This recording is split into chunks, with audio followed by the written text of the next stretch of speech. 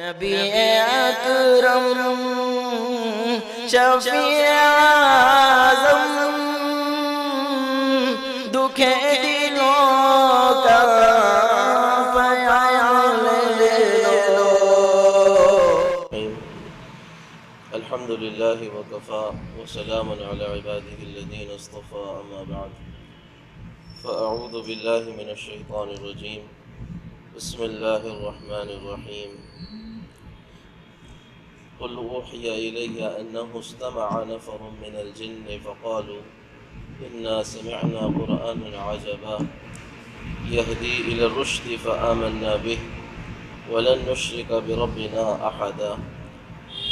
وقال النبي صلى الله عليه وسلم لقد أوذيت في الله وما لم يوذ أحد وأخفت في الله وما لم يخاف أحد أو كما قال عليه الصلاة والسلام۔ معزز سامعین کرام، جیسا کہ آپ جانتے ہیں گزشتہ کئی ایام سے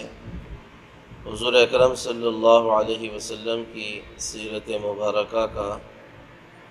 سننا اور سنانا اور اس مبارک سلسلے کا ایک نظام چل رہا ہے، اور اسی مبارک تذکرے میں ہم حضور اکرم صلی اللہ علیہ وسلم کے دو جانثاروں کا تذکرہ کرتے ہوئے کہ کس طرح وہ اسلام لائے اور کیسے ان کا اسلام لانا اس امت کے لیے اور پوری مسلمانوں کے لیے طاقت کا اور قوت کا سبب بنا، حمزہ اور عمر رضی اللہ عنہما کے اسلام کا تذکرہ، اور پھر اسی کے ساتھ ساتھ شعب ابی طالب میں جو کچھ کٹھن اور صبر آزما حالات سے حضور اکرم صلی اللہ علیہ وسلم اور صحابہ کرام گزرے، ان ساری چیزوں کا ہم نے تذکرہ کیا تھا۔ حضور اکرم صلی اللہ علیہ وسلم کے لیے ہر دن جو نیا آتا چلا جا رہا تھا وہ ظاہر کے نقشوں کے خلاف اور ظاہری اسباب کے ٹوٹنے اور ظاہری نقشوں کے ٹوٹنے کا دن آتا جا رہا تھا۔ ظاہر کی نظر سے اگر کوئی دیکھتا تو یوں لگتا کہ حضور اکرم صلی اللہ علیہ وسلم خدا نخواستہ ہر محاذ پر ناکام ہوتے چلے جا رہے ہیں، کہ آپ جتنی طاقت اور قوت کے ساتھ لوگوں کو اللہ کی طرف بلاتے ہیں، اتنی ہی طاقت و قوت کے ساتھ مشرکین کی ایک بڑی تعداد آپ صلی اللہ علیہ وسلم کی دعوت کے لیے رکاوٹ اور روڑا، اور آپ صلی اللہ علیہ وسلم کی دعوت کے لیے بہت بڑا مسئلہ بنتے چلے جا رہے تھے۔ یہی جو مسائل تھے، یہ مسائل پے در پہ آتے چلے جا رہے تھے، لیکن ان مسائل کا آنا جہاں پر ایک طرف ان قریش اور مشرکین مکہ کے کفر اور ظلم و ستم کے بڑھنے کا سبب بن رہا تھا،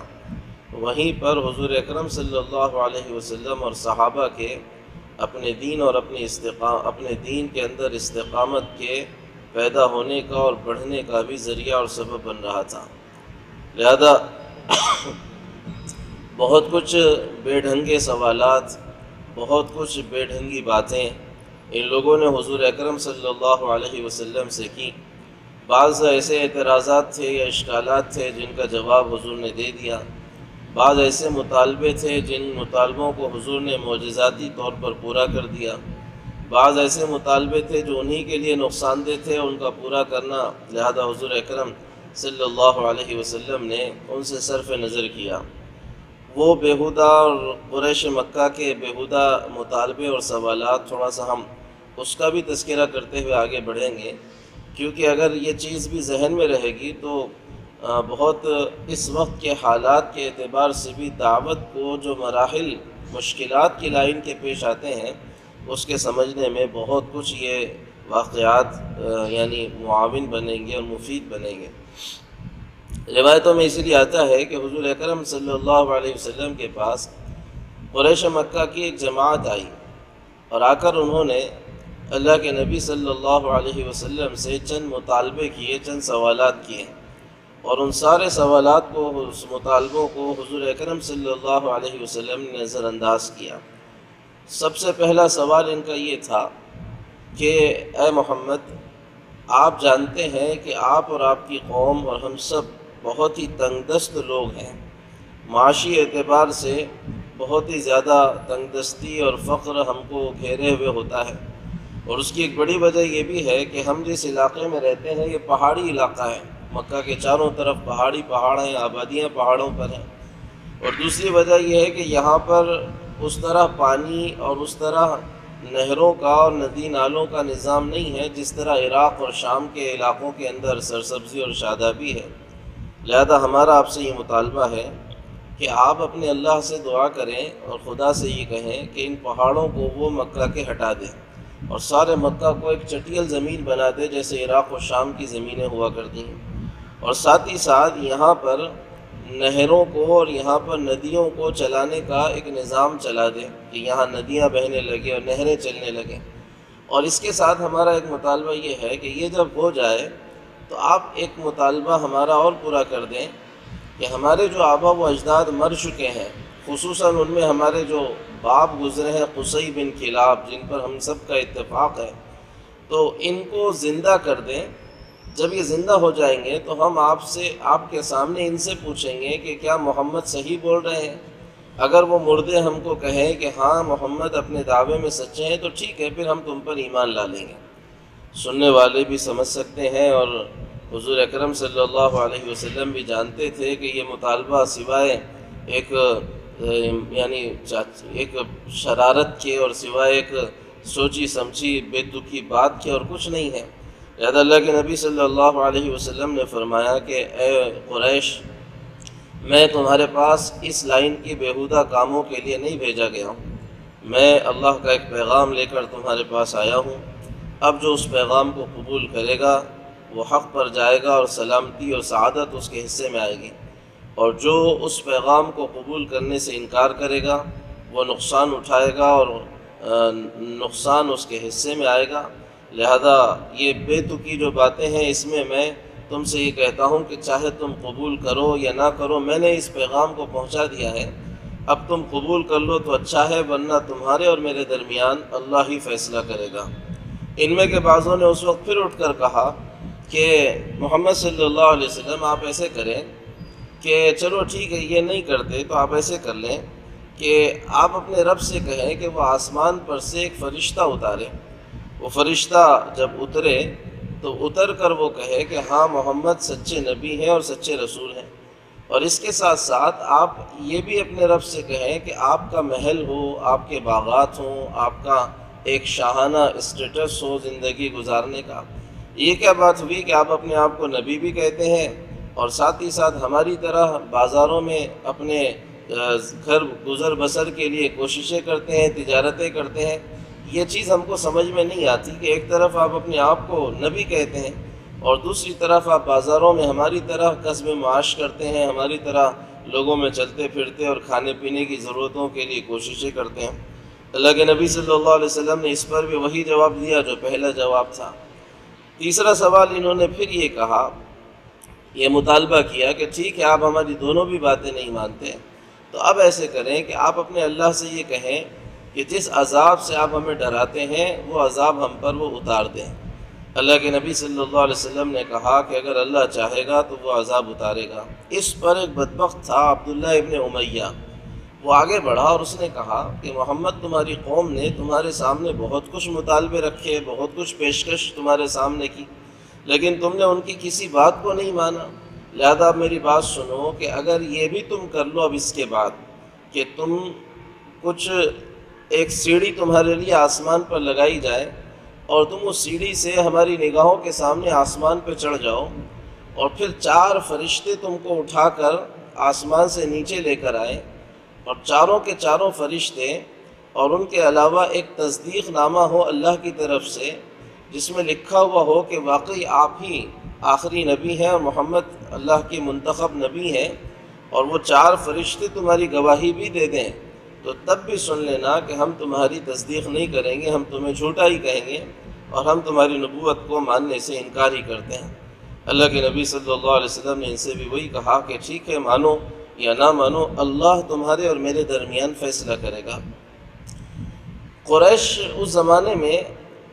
مدینہ کے اطراف میں چونکہ یہودیوں کی بستیاں تھیں، اور یہ بات بہت ہی زیادہ عام تھی اور مشہور بھی تھی اور سب کو معلوم بھی تھا کہ یہود کے جو علماء تھے وہ علم رکھتے تھے، اور کچھ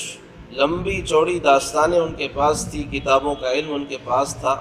پرانی چیزوں کا علم ان کے پاس تھا۔ قریش ان پڑھ لوگ تھے، مکہ کے لوگوں کے پاس علم اور علم کی روشنی تو بہت کم ہی پہنچی تھی، چند ہی لوگ تھے جو لکھنا پڑھنا جانتے تھے۔ لہذا انہوں نے ایک وفد بھیجا مکہ سے مدینہ کو،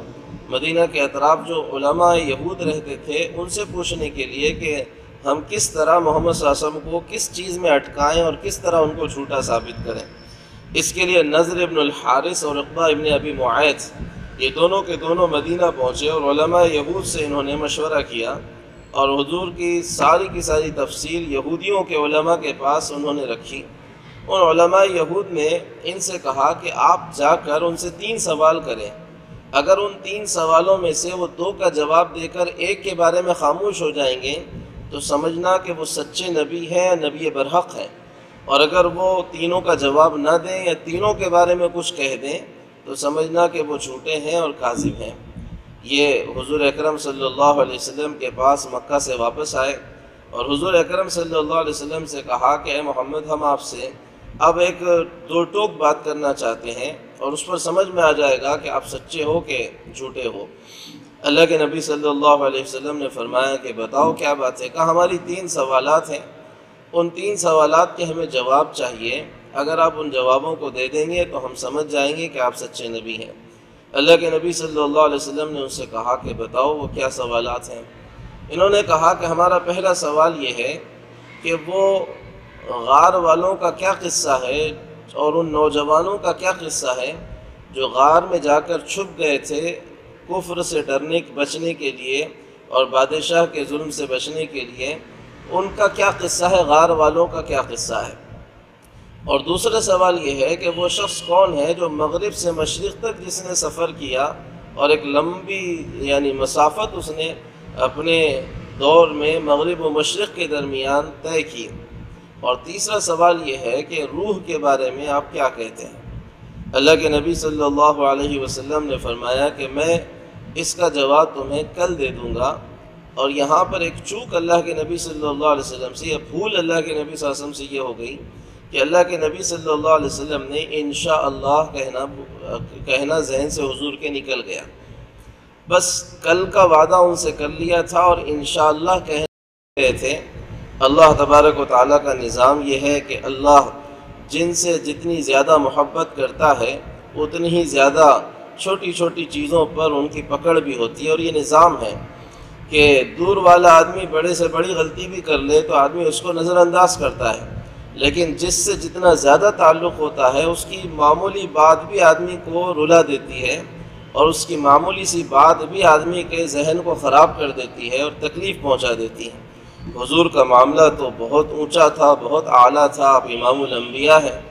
لہذا اتنا بھی کہہ دینا اللہ نے گوارا نہیں کیا کہ ہمارے نبی یہ بھول جائیں، یہ بھی ان کی شان کے خلاف ہے۔ لہذا کل کا وعدہ کیا، وحی کوئی آئی نہیں، دوسرے دن بھی وحی نہیں آئی، تیسرے دن بھی وحی نہیں آئی۔ مکہ کے ان لوگوں کو ایک موقع مل گیا کہ حضور اکرم صلی اللہ علیہ وسلم کے خلاف محاذ آرائی کریں اور بات کا بتنگڑ بنائیں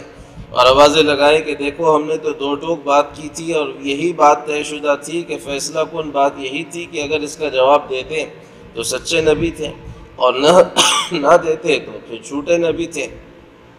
روایتوں میں ہے کہ 10 دن کچھ دن یا 12-15 دن وحی کا سلسلہ رکا، اور اس کے بعد تنبیہ کے ساتھ وحی اتری، وَلَا تَقُولَنَّ لِشَيْءٍ إِنِّي فَاعِلٌ ذَلِكَ غَدًا إِلَّا أَن يَشَاءَ اللَّهُ کہ اے نبی جی آئندہ ایسا نہ کریں کہ کل کی کسی بات کا اگر وعدہ کریں تو انشاءاللہ کہہ دیا کریں۔ اور پھر جوابات قرآن نے دیے کہ جن غار والوں کی بات کہہ رہے ہو وہ اصحاب کہف ہیں، وہ نوجوان تھے۔ سورہ کہف میں اس سوال کا جواب دیا گیا۔ اور جس بادشاہ کی بات کر رہے ہو کہ مغرب و مشرق گھوما، اس کا بھی جواب سورہ کہف میں دیا، وَيَسْأَلُونَكَ عَنْ ذِي الْقَرْنَيْنِ کہ وہ ذو القرنین کے بارے میں آپ سے پوچھتے ہیں تو سنو، ان کی بھی تفصیل سنائی جا رہی ہے۔ اور روح کے بارے میں جو سوال تھا اس کا جواب سورہ بنی اسرائیل میں دیا، وَيَسْأَلُونَكَ عَنِ الرُّوحِ یہ روح کے بارے میں آپ سے پوچھتے ہیں قل الروح من امر ربی وما اوتیتم من العلم الا قلیلا، آپ انہیں کہیے کہ روح اللہ کا ایک فیصلہ ہے اور تمہیں علم بہت کم دیا گیا ہے کہ اس کی حقیقت تم سمجھ سکو۔ لہذا یہ بات واضح ہو گئی کہ ایک کا جواب نہیں دیا گیا اور دو کا جواب تفصیل سے دے دیا گیا۔ اللہ کے نبی صلی اللہ علیہ وسلم نے سورہ کہف اور سورہ بنی اسرائیل کی آیتوں کو ان کے سامنے رکھا، لیکن چونکہ ان کو ماننا تھا ہی نہیں، حضور اکرم صلی اللہ علیہ وسلم کا صرف امتحان اور امتحان بھی صرف امتحان کے لیے امتحان لیتے رہنا تھا اور پھنسانے کے لیے امتحان لیتے رہنا تھا، لہٰذا اتنا بڑا معجزہ اور اتنی بڑی دلیل دیکھ کر بھی انہوں نے اسلام لانے سے انکار ہی کیا۔ چلے مان لیں کہ یہ تو ایک بات تھی کہ جو قرآن اور علم کے لائن کی تھی، لیکن بعض ایسی دلیلیں بھی حضور اکرم صلی اللہ علیہ وسلم نے معجزاتی شکل میں ان کے سامنے رکھی کہ جو کھلم کھلا تھی، واضح تھی، لیکن حقیقت یہ ہے کہ آدمی کا جب دل ہی مردہ ہو جاتا ہے اور آدمی کا جب دل ہی گندا اور زنگ آلود ہو جاتا ہے تو بڑی سے بڑی خیر بھی اس کو جھنجھوڑ نہیں پاتی اور اس کے دل کے دروازے کھول نہیں پاتی۔ اس لیے روایتوں میں لکھا ہے کہ سن 8 یا 9 نبوی کے اندر ایک وفد حضور اکرم صلی اللہ علیہ وسلم کے پاس آیا مشرکین کا، جس میں ولید ابن مغیرہ بھی تھا، ابو جہل تھا، اور ایسی عاص ابن وائل تھا، اور ایسے عاص بن ہشام تھا، اسود بن عبد یغوث تھا، زمعۃ بن الاسود تھا۔ یہ سارے کے سارے حضور اکرم صلی اللہ علیہ وسلم کے پاس آئے۔ رات کی تاریکی تھی اور 14ویں کا چاند جو ہے سو وہ چمک رہا تھا۔ اللہ کے نبی صلی اللہ علیہ وسلم تشریف فرما تھے۔ یہ لوگ حضور اکرم صلی اللہ علیہ وسلم کے پاس آئے اور کہا کہ محمد کوئی ایسی نشانی بتا دو کہ ہم مان لیں کہ تم سچے نبی ہو۔ اللہ کے نبی صلی اللہ علیہ وسلم نے کہا کہ بتاؤ تم ہی کہ کیا چاہتے ہو، مجھ سے کون سا معجزہ چاہتے ہو۔ انہوں نے کہا کہ یہ جو 14ویں رات کا چاند ہے، جو سب جانتے ہیں کہ 14ویں رات کا چاند ہلال کامل ہوتا ہے، مکمل چاند ہوتا ہے، اور ایسے کھل کر سامنے آتا ہے جیسے ہم سے بہت قریب ہو، اور ہر یعنی کم نگاہ والا بھی اسے دیکھ پاتا ہے۔ وہ چاند چمک رہا تھا اپنی پورے جلوے کے ساتھ۔ انہوں نے کہا کہ اگر آپ ہمارا مطالبہ پورا کر دیں تو ہم آپ پر ایمان لا لیں۔ کہا کیا مطالبہ ہے؟ کہا یہ جو چاند ہے اس کے 2 ٹکڑے کر کے بتا دو۔ اللہ کے نبی صلی اللہ علیہ وسلم نے کہا کہ اگر میں اس کے 2 ٹکڑے کر دوں تو کیا تم واقعی مجھے سچا مان لو گے اور ایمان لا لو گے؟ انہوں نے سب نے مل کر کہا کہ ہاں ہاں بالکل، ہم آپ پر ایمان لا لیں گے اور ہم آپ پر یقین کر لیں گے کہ آپ سچے نبی ہیں۔ اللہ کے نبی صلی اللہ علیہ وسلم نے اپنی انگلی جو شہادت کی انگلی ہوتی ہے اس سے اشارہ کیا ایسے، اور وہی اشارہ تھا جس نے چاند کو 2 طرف 2 ٹکڑوں میں تقسیم کیا، اور صاف اتنا فاصلہ ان کے درمیان ہوا کہ ایک ٹکڑا جبل ابی قبیس پہ نظر آتا تھا اور دوسرا ٹکڑا جبل ابو قیقعان کے اوپر نظر آتا تھا، اور دونوں کے درمیان ایک زبردست فاصلہ نظر آتا تھا۔ اور ایسا نہیں کہ بس یہ ایسے ٹوٹا اور پھر جڑ گیا، بلکہ روایتوں میں ہے کہ عصر سے مغرب تک کے درمیان کا جتنا وقت ہوتا ہے اتنا وقت وہ چاند کے 2 ٹکڑے ادھر ادھر رہے، اور یہ اس چاند کے ٹکڑوں کو دیکھتے، اپنی آنکھیں ملتے، پھر دیکھتے، پھر آنکھیں ملتے اور پھر دیکھتے کہ کہیں ہم کوئی جھوٹ تو نہیں دیکھ رہے اور یہ کیا ہو گیا ہے۔ اور یہ سب کچھ ہوا، اور یہ سب ہونے کے بعد وہ چاند ایک دوسرے سے جب مل گیا اور یہ کھلا معجزہ ان کے سامنے آیا، جس کو شق قمر کا معجزہ کہتے ہیں، اور قرآن میں جس کا سورہ قمر کے اندر تذکرہ ہے کہ اقتربت الساعۃ وانشق القمر، قیامت بہت قریب آ چکی ہے، اور شق قمر کا جو معجزہ آخری نبی کے ہاتھ سے ظاہر ہونا تھا وہ بھی ظاہر ہو گیا ہے۔ لیکن یہ ہوا کہ ظاہر ہونے کے بعد بھی انہوں نے کفر ہی کیا اور یہی کہا کہ ایک جادو ہے۔ لہذا انہوں نے کہا کہ ارے بھائی، محمد نے تو تم پر جادو کر دیا تھا، اس لیے تمہیں کچھ سمجھ نہیں آ رہا تھا کہ یہ کیا ہو گیا ہے۔ لہذا جب تک کہ ہم مسافروں سے اور باہر کے قبیلے اور باہر کے لوگوں سے پوچھ نہ لیں کہ انہوں نے بھی واقعی یہ منظر دیکھا کہ نہیں دیکھا، تب تک ہم ان کی تصدیق نہیں کریں گے۔ اب جو مسافر باہر سے آ رہے تھے دوسرے دن، اور جو قافلے واپس آ رہے تھے دوسرے دن، ان قافلوں کے مکہ آنے پر انہوں نے ایک ایک سے پوچھا کہ کیا تم نے کل کی رات یا پرسوں کی رات چاند کے 2 ٹکڑے ہوتے ہوئے دیکھے؟ ہر دیکھنے والے نے، جاگنے والے نے کہا کہ ہاں، ہم بھی تعجب میں تھے کہ یہ کیسے ہو گیا۔ اللہ کے نبی صلی اللہ علیہ وسلم جب وہ چاند کے 2 ٹکڑے ہوئے تو ان سے کہتے تھے اشہدو اشہدو، گواہ رہو کہ میں نے کر کے بتا دیا، گواہ رہو کہ میں کر کے بتا دیا۔ ساتھ ہی ساتھ اب یہ باہر کے قافلے یہ بھی گواہ بن گئے، پھر بھی وہی کہنے لگے کہ یہ تو ایک جادو ہے جس کا اثر بہت جلد ختم ہو جائے گا۔ اب اس پر ہم سمجھ سکتے ہیں کہ جب طبیعتیں بگڑ جاتی ہیں اور فطرتیں بگڑ جاتی ہیں اور دل پر جب مہر لگ جاتی ہے اور زنگ چڑھ جاتا ہے، تو اتنے بڑے کھلم کھلا دلائل کو دیکھنے کے بعد بھی آدمی حق کو قبول کرتا نہیں ہے بلکہ حق سے انکار ہی کرتا ہے۔ اور جو طبیعتوں اور دلوں پر جو زنگ چڑھتا ہے اس کو اللہ کے نبی صلی اللہ علیہ وسلم نے بھی واضح کیا ہے، کیونکہ ایسا نہیں ہے کہ یہ زنگ کا چڑھنا صرف ابو جہل اور ابو لہب کے ساتھ تھا۔ آج کے زمانے میں بھی جو لوگ کفر اور سرکشی کریں گے ان کے بھی دلوں پر ایسے ہی زنگ چڑھے گا، اور ان کے لیے بھی حق کا قبول کرنا ایسے ہی مشکل ہوگا جیسے کل مشکل تھا۔ اللہ کے نبی صلی اللہ علیہ وسلم نے اس کو بیان کیا کہ آدمی جب گناہ کرتا ہے تو ایک سیاہ نقطہ اس کے دل پہ لگ جاتا ہے، توبہ کر لیتا ہے تو وہ دھل جاتا ہے، توبہ نہیں کرتا تو باقی رہتا ہے، دوسرا گناہ کرتا ہے تو اور نقطہ لگتا ہے، تیسرا کرتا ہے تو اور ایک لگتا ہے، چوتھا کرتا ہے تو اور ایک لگتا ہے، یہاں تک کہ گناہوں کی کثرت کی وجہ سے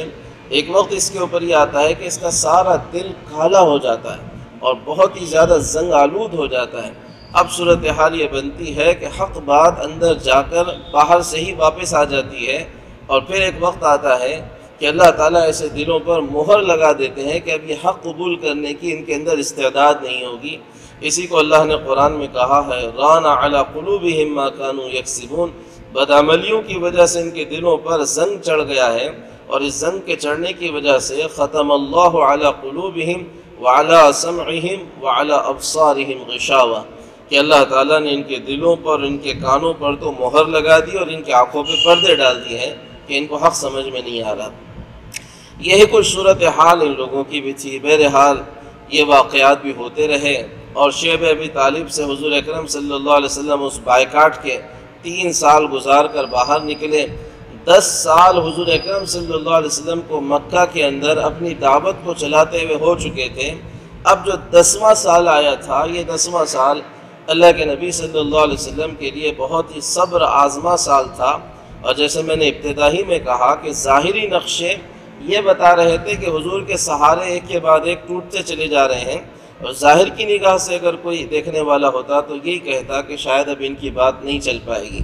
لیکن اللہ کا نظام ظاہری نقشوں کے خلاف ہوتا ہے، مشاہدوں کے خلاف ہوتا ہے، غیبی نظام ہوتا ہے۔ وہ زندگی سے موت کے فیصلے کرا دیتے ہیں اور موت کے نقشوں میں زندگی دے کر بتا دیتے ہیں، مرنے کے راستوں پر وہ جی کر دکھا یعنی زندہ کر کے اور زندہ رکھ کر بتا دیتے ہیں، اور زندگی کے نقشوں میں مار کے بتا دیتے ہیں۔ یہ جو سال تھا عام الحزن والملال کا سال حضور کے لیے تھا، یہ غم کا اور بہت ہی صدموں کا سال تھا۔ 10واں سال کیوں صدموں کا اور غم کا سال تھا کہ 3 بڑے بڑے واقعات اس سال میں پیش آئے، اور جن بڑے واقعات نے گویا حضور کو غم سے اور حزن سے اور صدموں سے اندر ہی اندر توڑ کے رکھ دیا تھا۔ سب سے پہلا واقعہ ہوا ابو طالب کے انتقال کا۔ آپ جانتے ہیں، اور ہم کئی دنوں سے تذکرہ بھی کرتے ہوئے آ رہے ہیں کہ ابو طالب جگہ جگہ حضور کے لیے دست و بازو بنے ہوئے تھے، اور ان کی شخصیت، ان کی سرداری کی وجہ سے مکہ والوں کے لیے یہ ممکن نہیں تھا کہ کوئی کھل کر اقدام حضور اکرم صلی اللہ علیہ وسلم کے خلاف کر لیں۔ لیکن بائیکاٹ کے 6 مہینے ہی کے بعد ابو طالب کا انتقال ہوا۔ ان کے انتقال کے وقت جب وہ آخری مرحلے میں تھے، اللہ کے نبی صلی اللہ علیہ وسلم ان کے پاس آئے جب معلوم ہوا کہ انتقال کا وقت قریب ہے چچا جان کا۔ اس وقت ابو جہل اور دوسرے بھی کچھ لوگ وہاں پر موجود تھے ابو طالب کے پاس۔ حضور نے آ کر ابو طالب سے کہا تھا کہ چچا جان میرے کان ہی میں صحیح کلمہ پڑھ لیں، بس اللہ کے پاس میں آپ کی گواہی دے دوں گا۔ اور اتنے میں ابو جہل اٹھا اور اس نے کہا کہ ابو طالب کیا اپنے والد اور دادا کے دین کو چھوڑ کر بھتیجے کے دین پر جاؤ گے؟ اور یہ کتنی عار کی بات ہے اور غیرت کی بات ہے اور کتنی بے غیرتی کی بات ہوگی کہ تم اپنے باپ دادا کے دین کو چھوڑ کر مرو۔ ادھر سے ابو جہل کا فورس تھا اور ادھر سے حضور اکرم صلی اللہ علیہ وسلم کا فورس تھا۔ حضور چاہتے تھے کہ آپ کلمہ پڑھ لیں، اور یہ سارے مشرکوں کے جو اس وقت موجود سردار تھے وہ چاہتے تھے کہ یہ نہ پڑھیں۔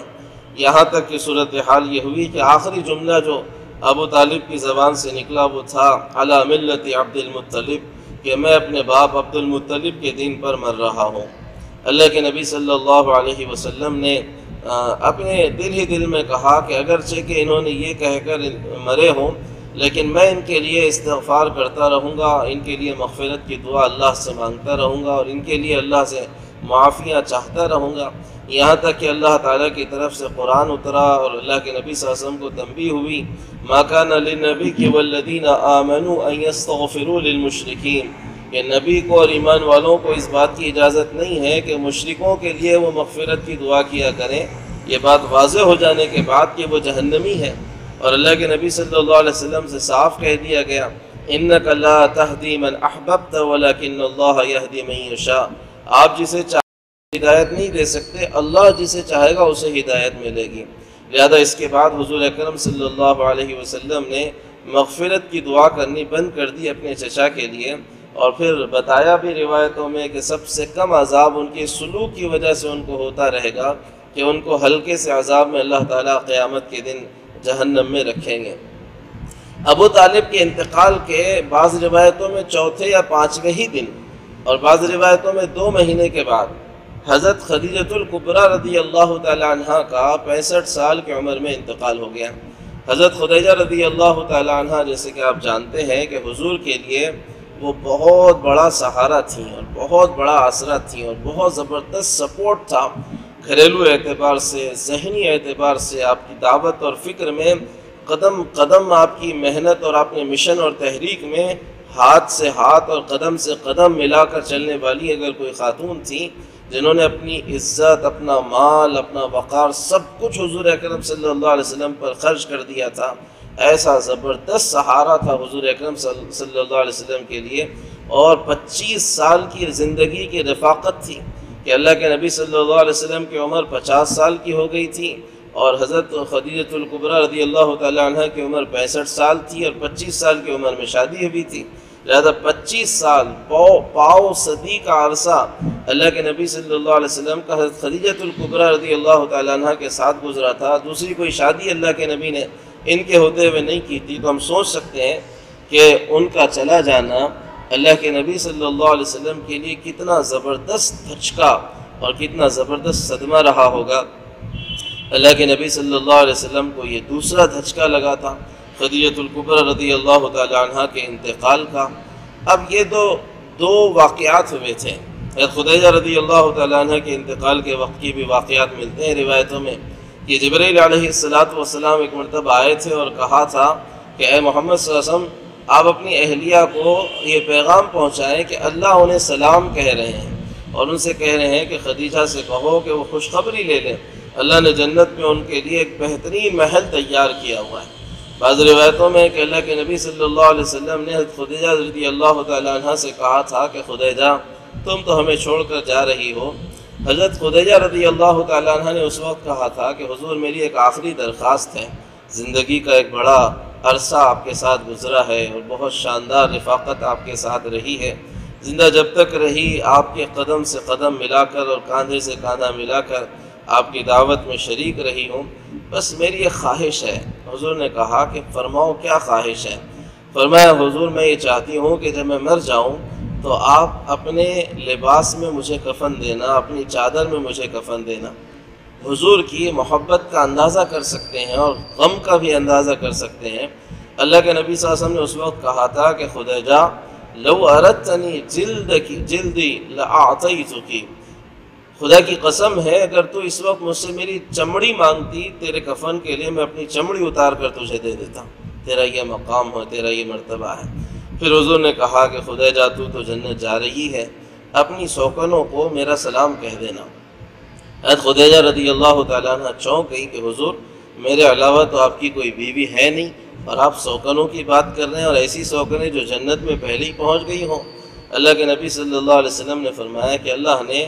آسیہ جو فرعون کی بیوی تھیں اور مریم جو عیسیٰ علیہ السلام کے والدہ تھیں، ان دونوں کا نکاح جنت میں میرے لیے کر دیا ہے، وہ میرے انتظار میں ہے، تم بھی ان کے پاس جا رہی ہو، ان کو میرا سلام کہہ دینا۔ حضرت خدیجہ رضی اللہ تعالی عنہ کا انتقال یہ حضور کے لیے بہت زبردست دھچکا اور صدمہ تھا۔ یہ 2 صدمے پے در پے حضور اکرم صلی اللہ علیہ وسلم کو لگے۔ ان دونوں صدموں کے بعد ایک طرف ابو طالب کے چلے جانے کی وجہ سے مکہ کے مشرکین کے تو حوصلے آسمانوں کو پہنچ گئے تھے، اور زیادتیاں بڑھ گئی تھیں، بے لگام یہ لوگ ہو چکے تھے۔ اور حضرت خدیجہ رضی اللہ تعالیٰ عنہ جو گھر کا ساتھ تھیں، گھر کی ٹھارس اور ہمت تھی، وہ بھی چلی گئی تھیں۔ اللہ کے نبی صلی اللہ علیہ وسلم نے ارادہ کیا کہ اب اس دعوت کو مکہ کے علاوہ کے لوگوں پر پیش کرنا چاہیے۔ لہذا اس نیت سے اللہ کے نبی صلی اللہ علیہ وسلم سن 10 نبوی ہی میں آپ صلی اللہ علیہ وسلم نے طائف کا ارادہ کیا کہ طائف مکہ سے ایک 80 کلومیٹر کے فاصلے پر ایک علاقہ تھا، سرسبز علاقہ تھا، اچھے لوگ وہاں تھے اور ثقافی خاندان وہاں موجود تھا۔ اللہ کے نبی صلی اللہ علیہ وسلم نے اپنے ساتھ اپنے یعنی آزاد غلام زید بن حارثہ رضی اللہ تعالیٰ عنہ کو ساتھ لیا، زید بن حارثہ کو، اور اللہ کے نبی صلی اللہ علیہ وسلم طائف کی طرف چلے۔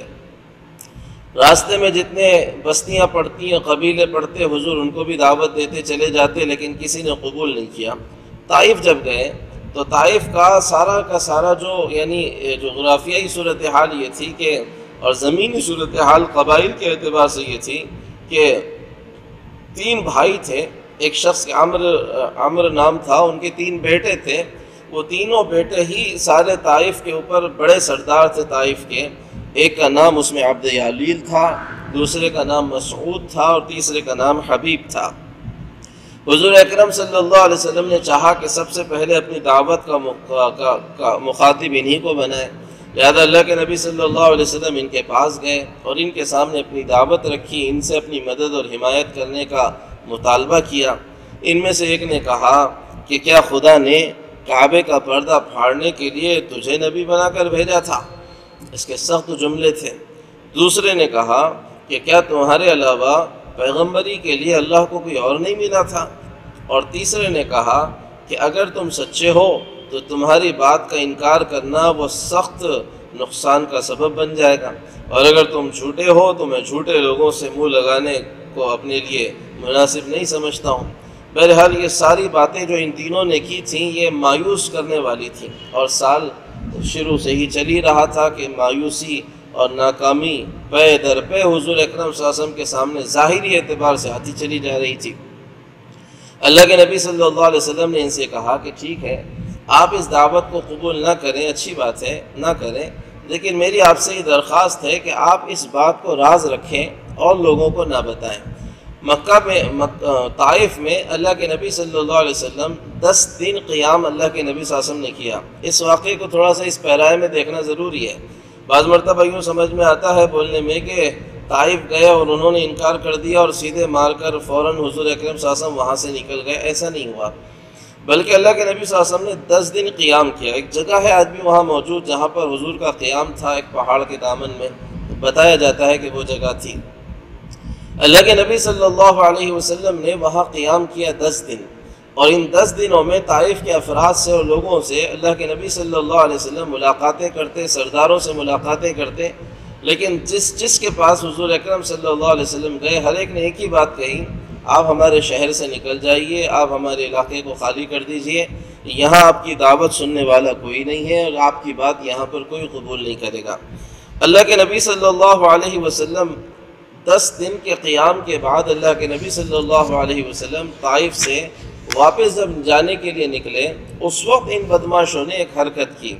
وہ حرکت یہ تھی کہ انہوں نے دیکھا کہ محمد صلی اللہ علیہ وسلم سب سے مل چکے ہیں اور سب نے ان کو نا امید کیا ہے، لہذا وہ جا رہے ہیں، تو انہوں نے کہا کہ یہ ایسے ہی کیسے جائیں گے اور ایسے ہی یہ کیسے خالی ہاتھ واپس چلے جائیں، لہذا کچھ نہ کچھ ان کو مذاق چکھانا چاہیے کہ یہاں آئے کیسے اور ہم کو انہوں نے دعوت دی کیسے۔ لہذا اوباش قسم کے نوجوانوں کو اور اوباش قسم کے یعنی بیکار بچوں کو اللہ کے نبی صلی اللہ علیہ وسلم کے پیچھے لگایا، اور اللہ کے نبی صلی اللہ علیہ وسلم آگے جا رہے تھے۔ یہ ایک ہجوم بچوں کا اور ایک موب جو ہے سو لوگوں کا آپ صلی اللہ علیہ وسلم کے پیچھے آیا، آپ آگے دوڑ رہے ہیں، یہ پیچھے سے پتھر مار رہے ہیں، اور اتنے پتھر برسائے گئے کہ اللہ کے نبی صلی اللہ علیہ وسلم زخمی ہو گئے، آپ کی پنڈلی زخمی ہو گئی، جوتیاں آپ کی یعنی خون رس کر ان جوتیوں میں اس طرح بھر گیا کہ جوتی آپ صلی اللہ علیہ وسلم کی خون سے بھر گئی، اور آپ کو بچانے کے لیے حضرت زید بن حارثہ اپنے آپ کو بیچ میں لاتے تھے تو ان کا سر پھٹ گیا، ان کو بھی کافی چوٹیں آئیں۔ طائف سے 3 میل کے فاصلے پر تقریباً 4.5 کلومیٹر کے دورانیے تک 4.5 کلومیٹر اور 5 کلومیٹر کے قریب تک حضور اکرم صلی اللہ علیہ وسلم کو ان بدماشوں نے بھگایا۔ آپ سوچ نہیں سکتے اور ہم تصور نہیں کر سکتے خدا کی قسم کہ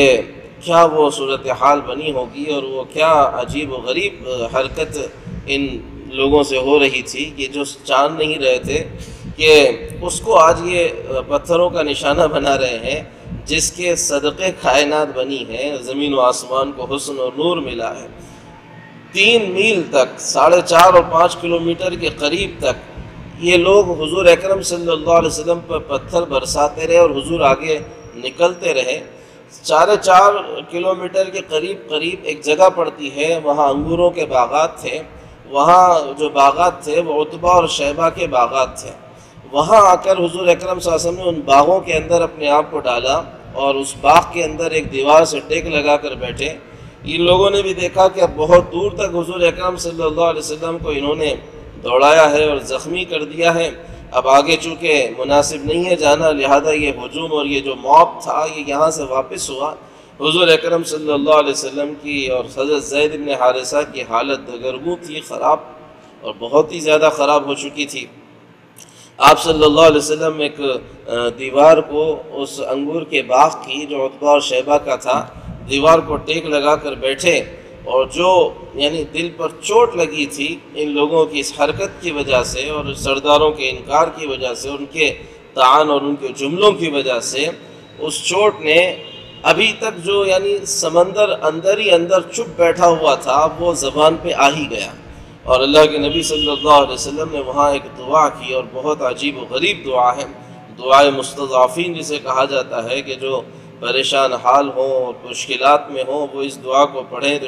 اللہ کی ہر غیرت اور اللہ کی قدرت و طاقت حرکت میں آ جاتی ہے۔ اللہم الیک اشکو ضعف قوتی وقلت حیلتی وہوانی علی الناس یا ارحم الراحمین یا رب المستضعفین الی من تکلنی الی بعید عدو یتجہمنی ام الی قریب ملکتہ امری ان لم تكن غضبان علي فلا أبالي غير أن عافيتك هي أوسع لي أعوذ بنور وجهك الذي أشرقت له الظلمات وصلح عليه أمر الدنيا والآخرة لك العتبى حتى ترضى ولا حول ولا قوة إلا بالله۔ اے اللہ، تجھی سے شکایت کرتا ہوں اپنے ہمت کی کمی کی اور سامان کی اور اسباب کی کمی کی اور لوگوں میں بے حیثیتی کی۔ اے وہ ذات جو کمزوروں کا خدا ہے، کمزوروں کی مدد کرنے والا ہے، تو مجھے کس کے سپرد کرتا ہے؟ ایک ایسے دشمن کے سپرد کرتا ہے جو مجھے چھڑک دیتا ہے، یا قریب کے سپرد کرتا ہے جو میرے ساتھ ترشروئی سے پیش آتا ہے۔ آج میں تیرے اس کے نور کی پناہ چاہتا ہوں جس سے زمین و آسمان کی تاریکیاں چھٹ جاتی ہیں۔ فیصلہ کرنے والی ذات تیری ہی ہے، بہترین ٹھکانہ تیرے ہی پاس ہے۔ اگر اس حال میں بھی تو مجھ سے راضی ہے تو مجھے کوئی غم نہیں ہے، اور میں کسی غم میں ان ساری مشقتوں کو برداشت کرنے کے لیے تیار ہوں۔ یہ وہ جملے تھے اور اس کیفیت میں جو نکلے تھے، اللہ کی رحمتوں کو جوش آنا یقینی تھا۔ لیکن اس کے پہلے عتبہ اور شیبہ اسی باغ کے اندر موجود تھے۔ حضور اکرم صلی اللہ علیہ وسلم کے خون کے رسنے کو اور زید بن حارثہ کے زخم کو، آخرکار یہ قریش تھے اور دور ہی سے صحیح ان کو حضور اکرم صلی اللہ علیہ وسلم سے ان کی رشتہ داری تھی۔ ان کی حمیت جاگی، انہوں نے اپنے ایک غلام کو جس کا نام عداس تھا اس کو ایک تشتری میں انگور رکھ کر اس کو دیا، کہا کہ جاؤ ان کے پاس رکھو اور ان سے کہنا کہ کچھ ضرور اس میں سے کھا لیں اور کچھ ضرور اس میں سے تناول کر لیں۔ اللہ کے نبی صلی اللہ علیہ وسلم نے ان انگوروں کو لیا اور منہ میں ڈالنے سے پہلے بسم اللہ الرحمن الرحیم کہا یا بسم اللہ کہا۔ تو عداس جو تھا وہ اصل میں عیسائی تھا، ایک غلام تھا، اور وہ موصل کے قریب ایک نینوا شہر عراق کا وہاں کا رہنے والا تھا۔ بسم اللہ جب حضور کی زبان سے اس نے سنا تو اس نے کہا کہ آپ نے ایک ایسا نام لیا ہے، اس سارے علاقے میں کوئی یہ نام نہیں لیتا ہے۔ اللہ کے نبی صلی اللہ علیہ وسلم نے کہا کہ تم کون ہو؟ اس نے کہا میں عداس ہوں۔ کہا کہاں کے رہنے والے ہو؟ کہا میں نینوا کا رہنے والا ہوں۔ اللہ کے نبی صلی اللہ علیہ وسلم نے کہا کہ اچھا ہمارے بھائی یونس بن متیٰ کے گاؤں کے ہو اور ہمارے بھائی یونس بن متیٰ کے شہر کے رہنے والے ہو۔ وہ اور چونکا عیسائی تھا، حضرت یونس علیہ السلام کو جانتا تھا کیونکہ اسی کے بستی کے حضرت یونس علیہ السلام تھے۔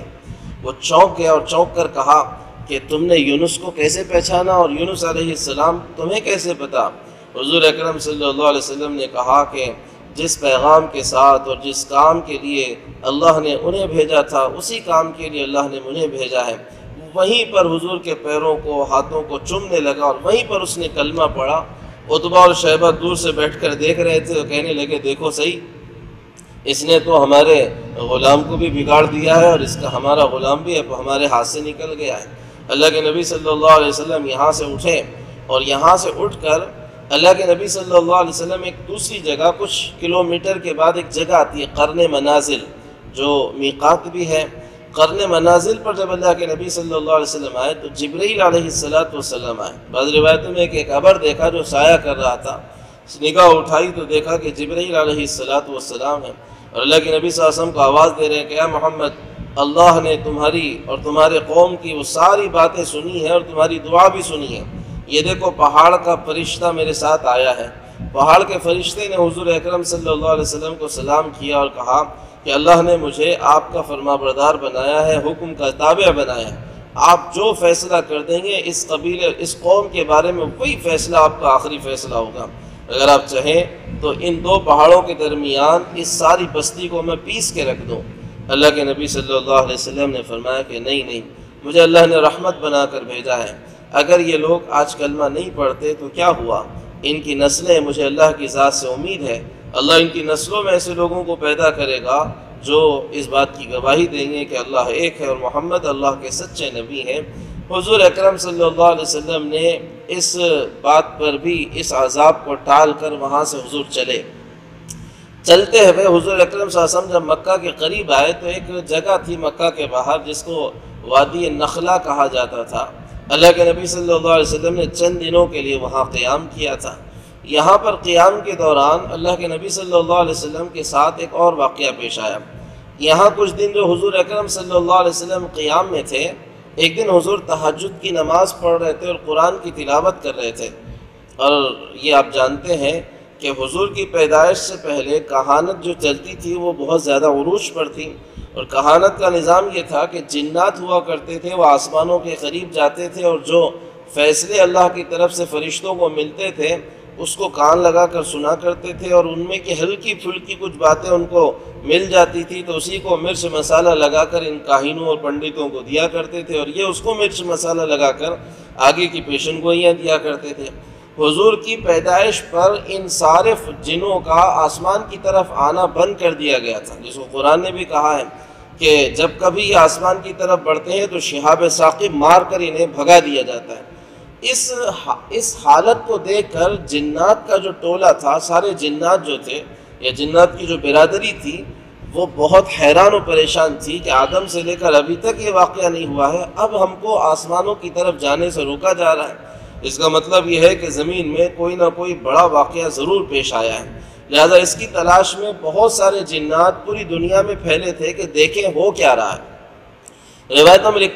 لکھا ہے کہ عراق کا ایک شہر تھا نصیبین، وہاں کے 8 یا 6 جن تھے، یہی ٹہلتے گھومتے زمین کا چکر لگاتے ہوئے وہ وادی نخلا سے گزر رہے تھے، اور اسی وقت حضور اکرم صلی اللہ علیہ وسلم قرآن کی تلاوت کرتے ہوئے تہجد میں کھڑے ہوئے تھے۔ یہ آواز جیسی ان کے کانوں میں پڑی وہ اوپر سے نیچے اترے، اور انہوں نے حضور اکرم صلی اللہ علیہ وسلم کے کلام کو جب سنا تو ان کے دل پر ایک اس کا اثر ہوا، اور پھر انہوں نے جو کچھ باتیں کی ہیں 29ویں پارے میں سورہ جن کے اندر وہ ساری باتیں قرآن نے نقل کی ہیں۔ قُلْ أُوحِيَ إِلَيَّ أَنَّهُ اسْتَمَعَ نَفَرٌ مِّنَ الْجِنِّ فَقَالُوا إِنَّا سَمِعْنَا قُرْآنًا عَجَبًا، کہ انہوں نے کہا کہ یہ تو عجیب قرآن ہے، یہدی الی الرشد فآمنا بہ، کہ یہ بھلائی کی طرف لوگوں کو بلاتا ہے، ہم اس پر ایمان لاتے ہیں۔ وَلَن نُؤْمِنَ بِرَبِّنَا أَحَدًا وَلَن نُشْرِكَ بِرَبِّنَا أَحَدًا، اور ہم اپنے رب کے ساتھ کسی کو شریک نہیں کرتے۔ وَأَنَّهُ تَعَالَى جَدُّ رَبِّنَا مَا اتَّخَذَ صَاحِبَةً وَلَا وَلَدًا، اللہ کی بڑی ذات ہے، وہ بہت بلند و بالا ہے، اس کی کوئی بیوی اور کوئی اولاد نہیں ہے۔ انہوں نے وہی کلمہ پڑھا تھا، لیکن یہ بات ہے کہ حضور اپنی نماز میں مشغول تھے، ان جنات کا آنا اور ان کا ایمان لانا حضور کو اس کی اطلاع نہیں تھی، یہ آئے اور چلے گئے۔ اللہ کے نبی صلی اللہ علیہ وسلم کو اس کی اطلاع قرآن کے ذریعے سے ہوئی کہ آپ جب اس وقت نماز پڑھ رہے تھے تو اس وقت جنات آئے اور آپ کے دعوت پر انہوں نے کلمہ پڑھا ہے۔ یہ بات گویا حضور کے دعوت کے اندر حوصلہ بڑھانے کے لیے بہت زبردست تھی، کیونکہ جن دنیا کے لوگ حضور کی دعوت کا انکار کر رہے تھے تو وہیں جنات حضور اکرم صلی اللہ علیہ وسلم کی دعوت پر لبیک کہہ رہے تھے، تو ایک آدمی کے لیے جو ایک مشن لے کے چلا ہو اس کے لیے بہت بڑا ایک یعنی کلو ہوتا ہے، اور بہت بڑا یعنی اس کے لیے ایک ہمت افزائی ہوتی ہے، اس کے عزموں کو جلا بخشنے کی چیز ہوتی ہے۔ لہذا اللہ کے نبی صلی اللہ علیہ وسلم نے اثر نو عزم مصمم کے ساتھ ارادہ کیا کہ اب مکہ پھر سے جائیں گے، اور مکہ جانے کے بعد پھر سے وہ اتنی طاقت کے ساتھ دعوت دیں گے جیسے پہلے دیتے تھے۔ لیکن حضور کے لیے اب مکہ جانا اتنا آسان نہیں تھا۔ کیوں نہیں تھا؟ مکہ کی جو سیاسی صورتحال تھی وہ یہ تھی کہ کوئی شخص مکہ کو خود سے اگر چھوڑ دے یا علاقے والے اس کو مکہ سے نکال دیں تو واپس مکہ آنے کے لیے اسے کسی کی گارنٹی لینا، شیورٹی لے کر مکہ میں آنا ہوتا تھا، کسی کا عہد و پیمان لے کر مکہ آنا ہوتا تھا۔ اس کے بغیر مکہ والے کسی کو قبول نہیں کرتے تھے۔ اب حضور کے لیے بڑا مسئلہ تھا کہ باہر تو نکل گئے تھے، اب واپس مکہ جا رہے ہیں تو کس کی شیورٹی لیے اور کون حضور کی کو امان دے گا اور پناہ دے گا۔ حضور غار حرا کے دامن میں آئے اور وہاں سے حضور نے خط و کتابت کی یا مراسلہ بھیجا۔ سب سے پہلے اخنس ابن شریح کو، اس سے کہا کہ تم مجھے پناہ دے دو۔ اس نے کہا کہ قریش میرے دشمن بن جائیں گے، میں یہ نہیں کر سکتا۔ پھر حضور اکرم صلی اللہ علیہ وسلم نے عامر بن سہیل بن عمرو کو پیغام بھیجا کہ تم مجھے پناہ دے دو۔ اس نے بھی کہا کہ میں نہیں دے سکتا۔ حضور نے پھر تیسرا پیغام مطعم بن عدی کو بھیجا کہ تم مجھے پناہ دے دو۔ اس نے کہا کہ ہاں میں آپ کو پناہ دیتا ہوں، میں گارنٹی آپ کی لیتا ہوں۔ اور اس نے آ کر صبح میں خود بھی وہ آیا، اونٹ پر سوار ہو کر خانہ کعبہ کے سامنے اپنے بچوں کے ساتھ آیا اور سب کے سامنے اعلان کیا کہ میں نے محمد صلی اللہ علیہ وسلم کو پناہ دی ہے، لہذا کوئی ان کو ہاتھ نہیں لگائے گا۔ حضور بھی صبح مکہ میں داخل ہوئے، بیت اللہ کو حجر اسود کو چوما، 2 رکعت نماز پڑھی، اور مطعم کے سارے بچے حضور کو گھیرے ہوئے تھے، حفاظت کیے ہوئے تھے، اور اسی حفاظت کے ساتھ انہوں نے حضور کو گھر پہ لے جا کر پہنچایا۔ ابو جہل نے مطعم بن عدی سے کہا کہ مطعم تم نے پناہ دی ہے تو کیا تم مسلمان ہو گئے ہو؟ مطعم نے کہا کہ نہیں، میں مسلمان تو نہیں ہوا ہوں لیکن میں نے انہیں پناہ دی ہے۔ ابو جہل نے کہا ٹھیک ہے، پھر تمہاری پناہ ہم سب قبول کرتے ہیں، تمہاری شیورٹی اور گارنٹی ہم سب کو قبول ہے۔ یہی وہ بات تھی جس کو اللہ کے نبی صلی اللہ علیہ وسلم بہت یاد کیا کرتے تھے۔ بدر کے جب 70 قیدی حضور کے پاس آئے تو مطعم کے بیٹے حضور کے پاس چند لوگوں کی سفارش لے کر آئے تھے۔ اللہ کے نبی صلی اللہ علیہ وسلم نے اس وقت کہا تھا لو کان مطعم بن عدی حیا ثم کلمنی فی ہؤلاء النتنا لترکتهم له، اگر آج مطعم زندہ ہوتا اور ان سارے 70 قیدیوں کے بارے میں مجھ سے پوچھتا اور مانگتا ان کے لیے رہائی تو اس کے اس احسان کے بدلے میں آج ان سب کو چھوڑ دیتا۔ اللہ کے نبی صلی اللہ علیہ وسلم اس کے اس احسان کو بہت یاد کیا کرتے تھے۔ اب انہی واقعات اور پے در پے ان غموں کے بعد اللہ کا نظام ہے کہ جب آدمی ٹک جاتا ہے، جم جاتا ہے اور اللہ کے لیے ہر چیز فنا کرنے پر تیار ہو جاتا ہے تو اللہ پھر اس کو عروج دیتے ہیں اور اس کو اونچائی پر لے جاتے ہیں۔ ان پے در پے حادثات کے بعد حضرت ابو طالب کا انتقال، حضرت خدیجۃ الکبریٰ رضی اللہ عنہ کا انتقال، اور پھر طائف والوں کا سلوک اور جو کچھ مکہ والوں کا ساتھ سلوک چل رہا تھا، ایک بہترین یعنی حضور کو بہترین ایک تو خوشخبری یہ ملی تھی کہ جنات نے کلمہ پڑھ لیا ہے، اور دوسری خوشخبری اللہ کی طرف سے معراج کی شکل میں حضور اکرم صلی اللہ علیہ وسلم کے پاس آئی۔ ہم انشاءاللہ کل واقع معراج کا اور ہجرت کا تذکرہ کریں گے۔ آمین انشاءاللہ آمین۔ وآخر دعوانا ان الحمد للہ رب العالمین۔ اللہم صلی علی سیدنا محمد وعلی آل سیدنا محمد وبارک وسلم۔ اللہم انت السلام ومنک السلام، تبارکت ربنا وتعالیت یا ذا الجلال والاکرام۔ اللہم اشف لمرضانا واغفر لموتانا یا ارحم الراحمین۔ اللہم انا نعوذ بک من البرص والجنون والجزام ومن سیء الاسقام۔ ربنا آتنا فی الدنیا حسنہ وفی الآخرة حسنة وقنا عذاب النار۔ صلی اللہ علی النبی الکریم والحمد للہ رب العالمین۔